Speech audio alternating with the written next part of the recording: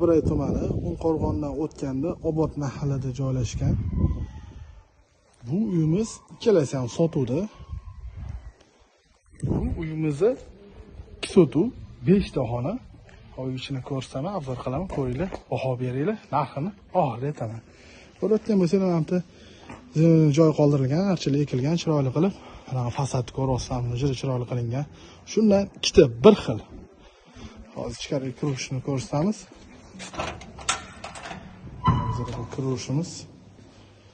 Ko'rayotgan bo'lsangiz, bo'tga bemalol 4 ta mashina sig'adi. 4 ta mashina bemalol sig'adi. Bu hovlini ko'rinishi bizda. Mana bu yerda zo'l joy qoldirilgan. Bu yerda podvol, shu oshxonaning tegi podvol.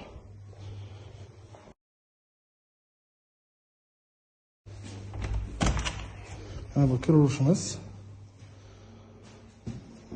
Bu yerdan boshlasak.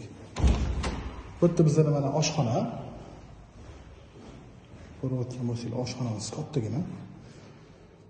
Ko'chadan ham kirsa bo'ladi, hovlidan. Bu yerdan ham kirsa bo'ladi. Zal. Zalimiz ham kattagina ko'rayotgan bo'lsanglar. Bu yerda bizga sanuzul.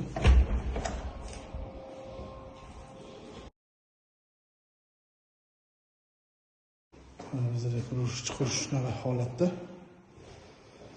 Bu yerda hol esa zal qilinglar. Kattagina. Bu xonadan boshlasak.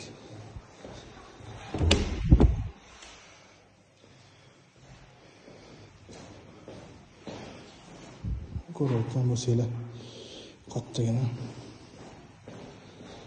Tamam, sanuzul.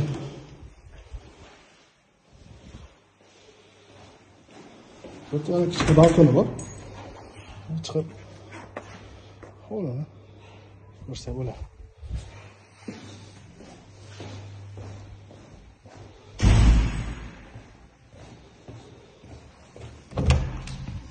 Bitta xonamiz bizda. Shkafga joy qoldirilgan. Bitta sanuzul yana. Bitta yana xonamiz bizda. Bizda bu uyimizga 129 ming so'raymiz.